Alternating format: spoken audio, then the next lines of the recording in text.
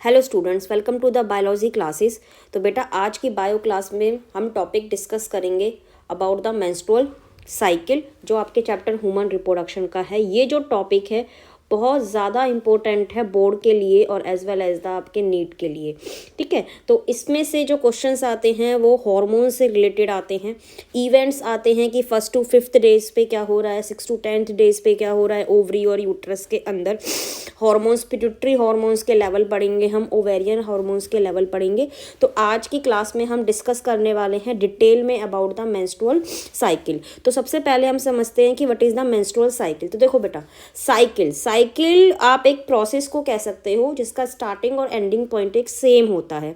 Menstrual, ये जो menstrual word है ये आया है मेंसिस का मतलब होता है blood.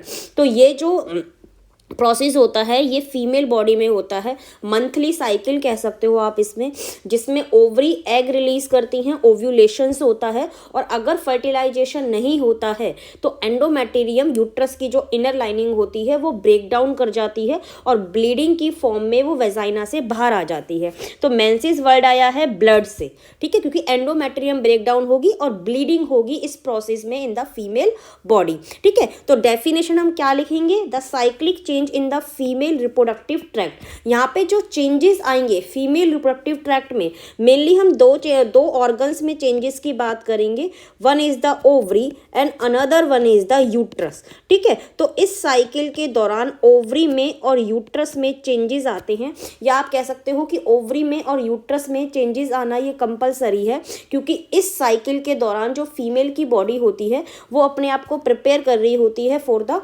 Pregnancy, for the implantation. तो ये जो साइकिल होती है ये फीमेल प्राइमेट्स में होती है, like the human beings, apps में और मंकीज में। ठीक है, अब इसकी ड्यूरेशन की बात करें तो एवरेज टाइम पीरियड होता है इसका 28 to 29 डेज। वैसे ये जो मेंस्ट्रुअल साइकिल के जो डेज होते हैं ये वेरी कर सकते हैं फीमेल टू फीमेल, बट एक एवरेज डे की हम बात करें तो ये मेंस्ट्रुअल साइकिल कंप्लीट होती है 28 to 29 डेज में। ठीक है, अब मेंस्ट्रुअल साइकिल स्टार्ट कब होती है और परमानेंटली स्टॉप कब होती है। तो मेंस्ट्रुअल साइकिल फीमेल में स्टार्ट होती है at the puberty, when the girl reaches to the 11 to 12 year, 10 to 11 years. तो जब वो प्यूबर्टी एज पे आती है तो फर्स्ट टाइम पे जो उसमें ब्लीडिंग होती है फीमेल बॉडी के अंदर, फर्स्ट टाइम जो एंडोमेटेरियम अपने आप को ब्रेक डाउन करती हैं तो उसको आप कहते हैं मेनार्के। तो beginning of the menstrual cycle at the puberty age, it is known as the menarche. And when the female reaches at the age of the 45 to 50 years, ठीक है, जब फीमेल की एज हो जाती है 45 to 50 ईयर्स तो ये जो मेंस्ट्रुअल साइकिल है परमानेंटली स्टॉप हो जाती है, उसे हम कहते हैं मीनोपोज। तो मीनोपोज में ओवरी क्या रिलीज नहीं करती हैं, एग। तो मीनोपोज में ओवरी एग रिलीज नहीं करती हैं, कोई भी ओव्यूलेशन नहीं होता है। ठीक है, अब हम कह सकते हैं कि जैसे मेल की बॉडी में जो स्पर्म होते हैं वो कंटिन्यूसली बनते हैं, आपको पता है। ठीक है, लेकिन फीमेल बॉडी के अंदर जो ओवम बनने की शुरुआत होती है वो बर्थ से पहले होती है, लेकिन परमानेंटली स्टॉप हो जाती है 45 to 50 ईयर्स पे जाके, जिसे हम कह रहे हैं मीनोपोज। तो रिप्रोडक्टिव लाइफ ऑफ जो फीमेल होती है वो होती है मेनार्के और मीनोपोज के बीच में। प्यूबर्टी एज पे जब फर्स्ट मेंस्ट्रुएशन हो रहा है और परमानेंटली जब मेंस्ट्रुअल साइकिल स्टॉप हो रही है तो इस दौरान जो फीमेल की रिप्रोडक्टिव लाइफ होती है। ठीक है, अब मेंस्ट्रुअल साइकिल को कंट्रोल करने के लिए हार्मोन्स होते हैं। तो यहाँ पे दो टाइप्स के हार्मोन्स हेल्प करते हैं, one is the pituitary hormone and another one is the ovarian hormone. तो आप सबने पढ़ा है, पिट्यूटरी ग्लैंड पढ़ी होगी आपने, एंटीरियर पिट्यूटरी लोब पढ़ा है, पोस्टीरियर पिट्यूटरी लोब पढ़ा है। तो हम यहाँ पे बात करने वाले हैं एंटीरियर पिट्यूटरी हार्मोन की। किसके बारे में बात करने वाले हैं हम, एंटीरियर पिट्यूटरी हार्मोन्स की। तो एंटीरियर पिट्यूटरी हार्मोन में हम बात करेंगे गोनाडोट्रोपिन्स की। तो दो गोनाडोट्रोपिन्स होते हैं, one is the FSH and another one is the LH। तो FSH की फुल फॉर्म होती है फॉलिकल स्टिमुलेटिंग हार्मोन। तो नेम इंडिकेट कर रहा है फॉलिकुलर स्टिमुलेटिंग। तो ओवरी के अंदर ये जो हार्मोन्स है ये क्या करवाता है, फॉलिकल्स की मैच्योरेशन। ठीक है, LH की फुल फॉर्म होती है ल्यूटिनाइजिंग हार्मोन। ल्यूटिनाइजिंग वर्ड आया है, ल्यूटिन एक पिगमेंट होता है येलो कलर का, तो ये जो हार्मोन होता है ये कॉर्पस ल्यूटियम को मेंटेन करने में हेल्प करता है, जो एक येलोइश कलर का स्ट्रक्चर होता है, आप आगे पढ़ोगे। ठीक है, फिर ऐसे ही ओवरी रिलीज करती है फीमेल सेक्स हार्मोन। आप पढ़ते आए हो, दो होते हैं, एक होते हैं एस्ट्रोजन और दूसरा होता है प्रोजेस्टेरॉन। तो जो मेंस्ट्रुअल साइकिल होती है उनको पिट्यूटरी हार्मोन भी कंट्रोल करते हैं और ओवेरियन हार्मोन भी कंट्रोल करते हैं। अब मेंस्ट्रुअल साइकिल को हम स्टडी करते हैं 4 फेज में। जो फर्स्ट फेज होता है वो होता है मेंस्ट्रुएशन फेज, सेकंड फेज होता है फॉलिकुलर फेज जिसे आप ऑल्सो कहते हैं प्रोलिफरेटिव फेज, थर्ड फेज होता है ओव्यूलेटरी फेज और फोर्थ फेज होता है ल्यूटियल फेज या जिसे आप कह सकते हैं सिक्रेटरी फेज। अब अगर हम बात करें मेंस्ट्रुअल साइकिल कितने डेज की है, 28 डेज की, तो इन फेसेस को हम डेज में डिवाइड कर सकते हैं। कैसे? जो मेंस्ट्रुएशन फेज होगा वो आपका कंटिन्यू होगा 1 to 5th डेज पे। ठीक है, 1 से 5 दिन तक एंडोमेट्रियम ब्रेकडाउन होगी, ब्लीडिंग होती रहेगी फीमेल बॉडी के अंदर। ठीक है, फिर 6 to 12th डेज तक क्या कौन सा फेज चलेगा आपका, फॉलिकुलर फेज। 13 to 14 डेज पे LH का लेवल बिल्कुल पीक पे होगा और जो ओवरी में ग्राफियन फॉलिकल होंगे वो रिलीज करेंगे एग और सेकेंडरी oocyte। ठीक है, आप पढ़ोगे अभी। फिर फोर्थ फेज है ल्यूटियल फेज और secretary phase. So 15 to 28 days पे कौन सा फेज चल रहा है, ल्यूटियल और सिक्रेटरी फेज। तो मेंस्ट्रुअल फेज कितने दिन का है, 1 to 5th डे का। फॉलिकुलर फेज कितने डेज का है, 6 to 12th डे का। ओव्यूलेटरी फेज कितने डेज का है, 13 to 14 डेज पे ओव्यूलेशन होगा, 13 या 14 डेज पे एक दिन। ल्यूटियल फेज क्या होगा, 15 to 28 डेज पे होगा। ठीक है, तो ओव्यूलेशन से पहले वाले फेज, ओव्यूलेशन से पहले वाले फेजेस को आप कह सकते हैं प्री ओव्यूलेटरी फेज। ओव्यूलेशन से पहले जो फेज होंगे उन्हें आप कह सकते हो प्री ओव्यूलेटरी फेज, और ओव्यूलेशन के बाद जो होगा उसे आप कह सकते हो पोस्ट ओव्यूलेटरी फेज। क्या कह सकते हैं हम, पोस्ट ओव्यूलेटरी फेज। तो आप कह सकते हो मेंस्ट्रुअल और जो फॉलिकुलर फेज हैं ये किसके अंदर आते हैं, प्री ओव्यूलेशन के अंदर, और ल्यूटियल फेज को आप दूसरा नाम क्या कह सकते हो, पोस्ट ओव्यूलेटरी, क्योंकि ये ओव्यूलेशन फेज के बाद आते हैं। ठीक है, now come to the first phase of the menstrual cycle, जिसे हम क्या कह रहे हैं, मेंस्ट्रुएशन फेज, या इस फेज को आप कहते हैं ब्लीडिंग फेज। इसी फेज को आप क्या कहते हैं बेटा, ब्लीडिंग फेज।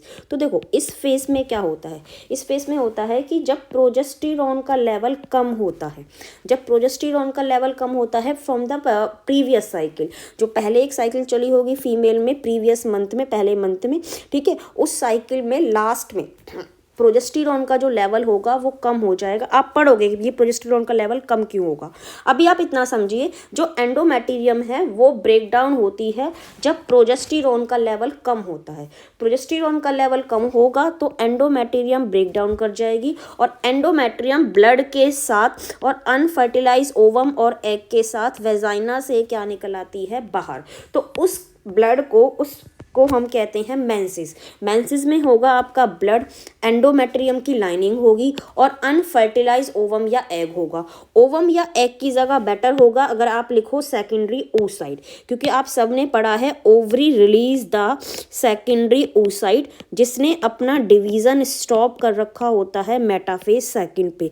तो अगर फर्टिलाइजेशन नहीं हुआ है, मेंस्ट्रुअल साइकिल तब होगी if the fertilization not take place. ये याद रखना है, अगर फर्टिलाइजेशन नहीं हुआ है तो मेंस्ट्रुअल साइकिल होगी, अगर फर्टिलाइजेशन हुआ है तो मेंस्ट्रुअल साइकिल नहीं होगी, क्योंकि एंडोमेट्रियम इम्प्लांटेशन होगा एंडोमेट्रियम के साथ। ठीक है, अगर फर्टिलाइजेशन नहीं हुआ है तो प्रोजेस्टेरॉन का लेवल कम हो जाएगा, जिसकी वजह से एंडोमेट्रियम ब्रेक डाउन हो जाएगी, टूट जाएगी, और एंडोमेट्रियम ब्लड और सेकेंडरी oocyte ब्लड के साथ वेजाइना से क्या निकलाएंगे, बॉडी से बाहर निकल जाएगा। तो इसलिए इस फेज को आप कह रहे हैं मेंस्ट्रुएशन फेज और ब्लीडिंग फेज। तो बेटा ये इवेंट तो किस में हो रहे हैं, यूट्रस के अंदर। और कितने दिन के लिए चलेगा ये फेज, आपको बताया था मैंने 1 to 5 डेज के लिए। साइमल्टेनियसली ओवरी के अंदर क्या चल रहा है, जब प्रोजेस्टेरॉन का लेवल कम है तो धीरे धीरे एंटीरियर पिट्यूटरी लोब क्या रिलीज करना स्टार्ट कर देगा, FSH। है ना, स्लोली अभी। तो जब FSH रिलीज होना स्टार्ट हो जाएगा तो ओवरी के अंदर स्लोली फॉलिकल्स की क्या स्टार्ट हो जाएगी, मैच्यूरेशन। आपसे पूछा जाए 1 to 5th डे पे यूट्रस के अंदर क्या हो रहा है, एंडोमेट्रियम ब्रेक डाउन हो रही है। क्यों हो रही है, प्रोजेस्टेरॉन का लेवल कम हो रहा है। 1 to 5th डे पे ओवरीज के अंदर क्या चल रहा है, क्योंकि पिट्यूटरी जो एंटीरियर पिट्यूटरी लोब है वो स्लोली FSH रिलीज करना स्टार्ट कर दिया है, उसकी वजह से ओवरी के अंदर स्लोली फॉलिकल्स ने अपने आप को मैच्योर करना स्टार्ट कर दिया है। तो ये तो कहानी हो गई 1 to 5th day menstruation phase की। नाउ सेकंड फेज जो होगा फॉलिकुलर फेज और प्लोरीफ्रेटिव फेज। तो देखिए फॉलिकुलर फेज नेम इंडिकेट कर रहा है, तो इस फेज में ओवरी के अंदर जो फॉलिकल्स हैं वो अपने आप को क्या करेंगे, मैच्योर। क्या करेंगे, मैच्योर। अब ये फेज कितने दिन के लिए चलने वाला है, ये फेज चलने वाला है आपको 6 to 12 डेज के लिए। कितने दिन के लिए चलने वाला है, 6 to 12 डे के लिए चलने वाला है। तो होता क्या है, जो एंटीरियर पिट्यूटरी लोब है वो कौन सा हार्मोन रिलीज करना स्टार्ट करेंगी, FSH, फॉलिकल स्टिमुलेटिंग हार्मोन। ये जो फॉलिकुलर स्टिमुलेटिंग हार्मोन है ये क्या करा देगा, फॉलिकल्स की मैच्यूरेशन। किसके लिए रिस्पॉन्सिबल है ये, फॉलिकल्स की मैच्यूरेशन के लिए रिस्पॉन्सिबल है। तो आप सब ने पढ़ा है फॉलिकल्स की मैच्यूरेशन। ओवरी के अंदर प्राइमरी फॉलिकल्स होते हैं, ठीक है। प्राइमरी फॉलिकल में जब थीका डिफ्रेंशिएट हो जाती है उसे आप कहते हैं सेकेंडरी फॉलिकल, ठीक है। और जब antrum fluid field cavity develop हो जाती है तो उस फॉलिकल को आप कहते हैं tertiary follicle. Now tertiary follicle ultimately mature into the Graafian follicle with theca externa. जो थीका होगी वो अपने आप को डिवाइड कर लेगी, आउटर लेयर आप कहेंगे थीका एक्सटर्ना और इनर लेयर आप कहेंगे थीका इंटरना। ये जो चेंजेस हैं, ये जो फॉलिकल्स की मैच्यूरेशन है, किसने करवाया है, FSH ने। तो FSH ने प्राइमरी फॉलिकल इवेंचुअली अल्टीमेटली किसमें मैच्योर हो जाएगा, आपका ग्राफियन फॉलिकल में, ठीक है। सेकेंडरी फॉलिकल कहेंगे जब कौन सी लेयर डेवलप हो जाएगी, थीका, ठीक है। तो प्राइमरी फॉलिकल आपने पढ़ा है, primary oocyte is surrounding by the follicular और ग्रैन्युलोसा सेल, तो उसे आप कहेंगे प्राइमरी फॉलिकल। जब उसमें प्राइमरी फॉलिकल में थीका डिफ्रेंशिएट हो जाए तो उसे कहेंगे सेकेंडरी फॉलिकल। जब fluid field cavity antrum differentiate हो जाए तो उसे आप कहेंगे टर्शरी फॉलिकल। और यहाँ पे भी जो थीका है वो अपने आप को डिफ्रेंशिएट कर लेगी थीका एक्सटर्ना में और थीका इंटरना में, ठीक है। Now tertiary follicle mature into the Graafian follicle और यहाँ पे जो प्राइमरी oocyte है उसने अपना डिवीजन कंप्लीट कर लिया है और क्या बना दी है, सेकेंडरी oocyte, ठीक है। सेकेंडरी oocyte ग्राफियन फॉलिकल में सराउंडिंग होगी एक नॉन सेलुलर लेयर से जिसे आप कहेंगे जोना पेल्यूसिडा। तो ये जो चेंजेस होंगे अल्टीमेटली आपको ये याद रखना है कि FSH किस में हेल्प करवाता है, फॉलिकल्स की मैच्यूरेशन में, कि प्राइमरी फॉलिकल से क्या बना देंगे हम, ग्राफियन फॉलिकल। क्या बना देंगे हम, ग्राफियन फॉलिकल। अब जैसे जैसे ये फॉलिकल्स बनते जाएंगे तो धीरे धीरे क्या स्टार्ट कर देंगे, ये एस्ट्रोजन। तो एस्ट्रोजन है आपका ovarian hormone. Estrogen it is the ovarian hormone और उसका सोर्स क्या है, ग्राफियन फॉलिकल।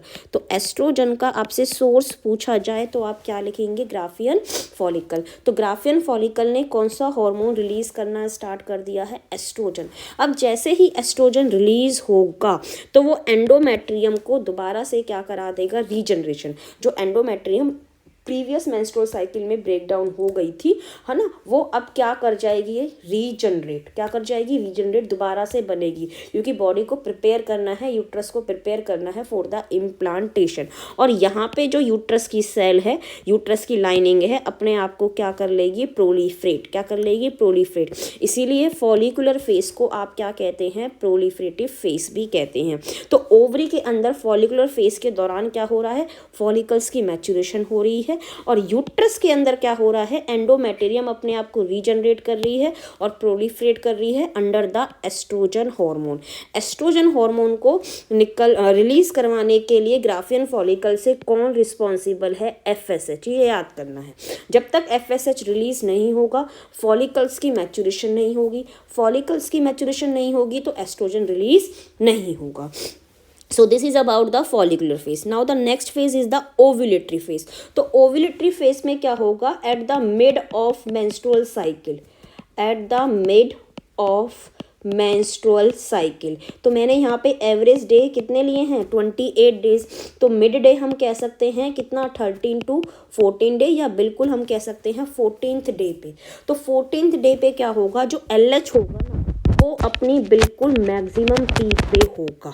सबसे ज़्यादा जो लेवल होगा वो किसका ज़्यादा होगा, LH का होगा।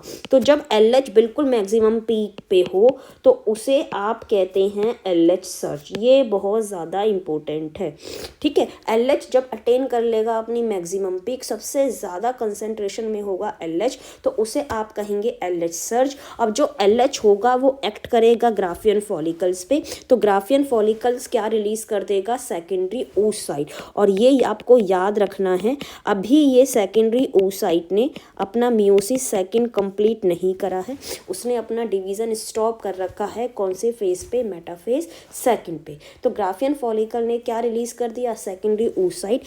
इसी को हम कह रहे हैं ओव्यूलेशन। तो ओव्यूलेशन कराने के लिए कौन सा हार्मोन रिस्पॉन्सिबल होता है, LH। इसीलिए LH को हम दूसरा नेम कहते हैं ओव्यूलेटरी हार्मोन। LH को हम दूसरा नेम कहते हैं ओव्यूलेटरी हार्मोन। एक चीज़ और जो आपकी NCERT में दे रखी है और यहाँ पे ध्यान देने की बात है, NCERT लिखती है at the mid of the menstrual cycle FSH और LH दोनों के लेवल इंक्रीज होते हैं। ये याद रखने वाली बात है। NCERT लिखती है at the mid of the menstrual cycle both FSH और LH increase, but LH at its maximum peak, तो उसे हम कह देंगे LH सर्ज। अगर ऑप्शन में mid of the menstrual cycle में FS है, LH और बोथ है, तो आंसर आएगा बोथ, ठीक है। लेकिन मैक्सिमम पीक किसकी होगी, LH की होगी, जो किस पे एक्ट करेगा, ग्राफियन फॉलिकल पे। तो ग्राफियन फॉलिकल क्या रिलीज कर देंगे, सेकेंडरी oocyte, जिसे आप क्या कहेंगे, ओव्यूलेशन। इसीलिए इस फेज को आप क्या कह रहे हैं, ovulatory phase. Now the next phase is the luteal phase. तो luteal words it's come from the corpus luteum, ठीक है। Luteal word it's come from the corpus luteum, जो एक येलोइश कलर का स्ट्रक्चर होता है। तो इसमें क्या होता है, अब देखो ग्राफियन फॉलिकल ने क्या रिलीज कर दिया, सेकेंडरी oocyte। तो ग्राफियन फॉलिकल के पास तो कुछ भी नहीं बचा। तो जो एम्प्टी ग्राफियन फॉलिकल है, अब जो रिमेनिंग पार्ट है ग्राफियन फॉलिकल का, जो ग्राफियन फॉलिकल का खाली हो गया है वो, क्योंकि उसने सेकेंडरी oocyte रिलीज कर दी है। तो जो ग्राफियन फॉलिकल है वो एक येलोइश बॉडी, येलोइश कलर के स्ट्रक्चर में चेंज हो जाएगा, जिसे आप कहेंगे कॉर्पस ल्यूटियम। इसका येलोइश कलर इसलिए होता है क्योंकि इसमें पिगमेंट होता है येलो कलर का, जिसे आप कहते हैं ल्यूटिन। ये याद नहीं रखना है, ये याद रखना है कि after the ovulation empty Graafian follicle change into the corpus luteum. ये चेंजेस हो रहे हैं किसके अंदर, ओवरी के अंदर। तो इसको हम क्या कहेंगे, ओवेरियन इवेंट या ओवेरियन साइकिल। अब कॉर्पस ल्यूटियम जो है वो क्या रिलीज करेगा, प्रोजेस्टेरॉन। अगेन जो प्रोजेस्टेरॉन है वो क्या है आपका, ओवेरियन हार्मोन। तो ओवेरियन हार्मोन कितने पढ़ने हैं आपको, 2। एक पढ़ना है एस्ट्रोजन, एक पढ़ना है प्रोजेस्टेरॉन। एस्ट्रोजन को रिलीज करेगा ग्राफियन फॉलिकल। एस्ट्रोजन अभी रीजनरेट करवाएगा एंडोमेट्रियम को और प्रोलिफरेट करवाएगा, ठीक है। After the ovulation corpus luteum बनेगा। Corpus luteum another ovarian hormone release करेगा, जिसे आप क्या कहेंगे, प्रोजेस्टेरॉन। अब जो ये जो प्रोजेस्टेरॉन है वो एंडोमेट्रियम को और ज़्यादा थिक करा देगा, तो और ज़्यादा प्रोलिफरेट हो जाएगी आपकी एंडोमेट्रियम वॉल, जिसकी वजह से ये अपने आप को प्रिपेयर करेगी किसके लिए, इम्प्लांटेशन के लिए, ठीक है। तो यूट्रस की लाइनिंग को रीजनरेट और स्टार्टिंग में जो बनवाएगा, प्रोलिफरेट करवाएगा, वो करवाएगा एस्ट्रोजन। उसके बाद जो यूट्रस लाइनिंग को मेंटेन करने का काम है वो कौन करेगा, प्रोजेस्टेरॉन। कौन करेगा, प्रोजेस्टेरॉन। और अगर लेडी प्रेग्नेंट हो गई है तो प्रेग्नेंट लेडी में प्रोजेस्टेरॉन का लेवल कंटिन्यूसली इंक्रीज होता जाएगा। इसीलिए इस हार्मोन को कहते हैं आप प्रेगनेंसी हार्मोन। क्या कहते हैं, प्रेगनेंसी प्रेगनेंसी हार्मोन कहते हैं इस प्रोजेस्टेरॉन को। ठीक है, अब होता क्या है, देखो ये जो ल्यूटियल फेज है ये कितने दिन का होता है, 15 to 28 डेज का होता है। ठीक है, 14 डेज का आप मान के चलिए ल्यूटियल फेज होता है। ठीक है, तो ल्यूटियल फेज में जब अगर फर्टिलाइजेशन हो गया है तो प्रोजेस्टेरॉन का लेवल कंटिन्यूसली इंक्रीज होता रहेगा और एंडोमेट्रियम थिक होती रहेगी, इम्प्लांटेशन होगा और आगे डेवलपमेंट होगा। ठीक है, फीटस हो बनेगा, एम्ब्रियो बनेगा। लेकिन अगर फर्टिलाइजेशन नहीं हुआ है, अगर फर्टिलाइजेशन नहीं हुआ है तो ये कॉर्पस ल्यूटियम क्या कर जाएगा, डीजनरेट। क्या कर जाएगा, डीजनरेट। और जैसे ही कॉर्पस ल्यूटियम डीजनरेट करेगा तो वो चेंज हो जाएगा एक वाइट कलर के स्ट्रक्चर में, जिसे आप कहेंगे कॉर्पस एल्बिगेंस। अब कॉर्पस ल्यूटियम डीजनरेट हो गया तो प्रोजेस्टेरॉन का लेवल क्या हो जाएगा, कम, जिसकी वजह से एंडोमेट्रियम क्या कर जाएगी, ब्रेक डाउन। क्या कर जाएगी, ब्रेक डाउन। और नेक्स्ट मेंस्ट्रुअल साइकिल क्या हो जाएगी, स्टार्ट। लेकिन ये सब कब होगा, अगर फर्टिलाइजेशन नहीं हुआ है। अगर फर्टिलाइजेशन हुआ है तो कॉर्पस ल्यूटियम मेंटेन रहेगा और प्रोजेस्टेरॉन का लेवल हाई होता रहेगा, इसलिए प्रोजेस्टेरॉन को आप कहते हैं प्रेगनेंसी हार्मोन। यहाँ पे एक बात और ध्यान देने की है बेटा, देखो जितना हाई लेवल प्रोजेस्टेरॉन का होगा तो high level of the progesterone give the negative feedback. Negative feedback देगा वो किसको, एलएच को और एफएसएच को। तो एलएच का लेवल क्या हो जाएगा, कम। एलएच का लेवल क्या हो जाएगा, कम। और इस कॉर्पस ल्यूटियम को मेंटेन रखने के लिए हमें कौन सा हार्मोन चाहिए, एलएच। लेकिन जितना ज़्यादा प्रोजेस्टेरॉन होगा आपका उतना ही कम क्या होगा, एलएच। क्या होगा, एलएच। अब एलएच कम है तो कॉर्पस ल्यूटियम अपने आप को डीजनरेट करना स्टार्ट कर देगा। ठीक है, जिसकी वजह से प्रोजेस्टेरॉन का लेवल कम होता जाएगा। और जैसे ही प्रोजेस्टेरॉन का लेवल बहुत ज़्यादा कम हो जाएगा एंडोमेट्रियम क्या कर जाएगी, ब्रेक डाउन, और नेक्स्ट मेंस्ट्रुअल साइकिल क्या हो जाएगी, स्टार्ट। तो जो हमने कहा था ना कि मेंस्ट्रुअल फेस में मैंने कहा था कि low level of the progesterone of previous menstrual cycle. तो अब समझ में आ गया किसकी वजह से होगा, जब कॉर्पस ल्यूटियम डीजनरेट कर जाएगा। और कॉर्पस ल्यूटियम डीजनरेट कब क्यों करेगा, क्योंकि एलएच का लेवल क्या हो जाएगा, कम। So this is about the menstrual cycle. तो लास्ट में ये ग्राफ है जिससे आपको और अच्छे से समझ में आ जाएगा। तो देखो मेंस्ट्रुअल साइकिल में ओवरी के अंदर इवेंट्स हो रहे हैं तो उसे कह रहे हैं ओवेरियन साइकिल। यूट्रस के अंदर इवेंट्स हो रहे हैं तो उसे कहेंगे यूट्रिन साइकिल। दो हार्मोन रिस्पॉन्सिबल हैं, दो टाइप के, एंटीरियर वाले हार्मोन हैं और कौन से वाले हैं, ओवेरियन हार्मोन। तो देखो वो कह रहा है मेंसिस तो कितने डेज के लिए हो रहा है, 1 to 5 डेज के लिए। एंडोमेट्रियम यहाँ पे अपने आप को शेड कर रही है। तो कौन सा फेज चल रहा है, मेंस्ट्रुएशन फेज। अब आप ध्यान दो, मेंस्ट्रुएशन जब फेज हो रहा है तो प्रोजेस्टेरॉन का लेवल कम है। प्रोजेस्टेरॉन का लेवल क्या है, कम है। और धीरे धीरे एफएसएच अपने आप को क्या कर रहा है, इंक्रीज। जैसे एफएसएच इंक्रीज कर रहा है तो मेंस्ट्रुएशन फेज में जो फॉलिकल्स हैं वो स्लोली अपने आप को क्या कर रहे हैं, मैच्योर। तो ये बात हो गई 1 to 5th डे की। अब कौन सा फेज चलेगा आपका, फॉलिकुलर फेज। कौन सा फेज चलेगा, फॉलिकुलर फेज। कितने डेज के लिए चलेगा, 6 to 12th डे के लिए।